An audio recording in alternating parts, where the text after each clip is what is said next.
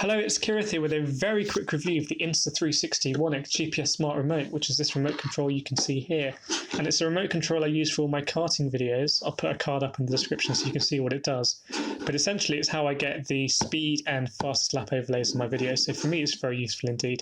Now, if you have an Insta360 1X camera, you've probably seen that this remote control has been out of stock for about a year now, but it recently came back in stock. So a couple of weeks ago, I picked one up, and now I can give some first impressions. So it's quite small. You can see it comes in at just under 8 centimeters, which is perfect for me because when I slot it into this wrist strap, which comes with the remote, it fits quite neatly onto my wrist here. So my race seat comes underneath, and on top I have everything I need to do my videoing.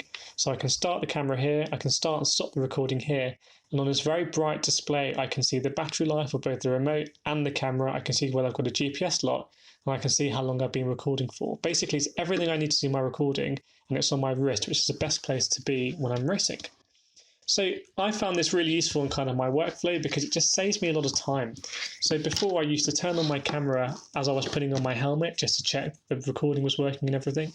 But now I can turn the camera on when I'm on track, when I'm gridding up for the race itself, so I'm not practice or qualifying beforehand, and I can start and stop the recording during the race as well. It's really simple to use. So it comes in at about £40, which is quite expensive if you just want the GPS logging. But for me, it's a one-stop shop for everything, so I found it quite useful. So if you've been looking at this before, but you've seen it out of stock, well, it looks like it's in and out of stock now, so it's definitely worth having a look at if you think you might need to start and stop your camera remotely.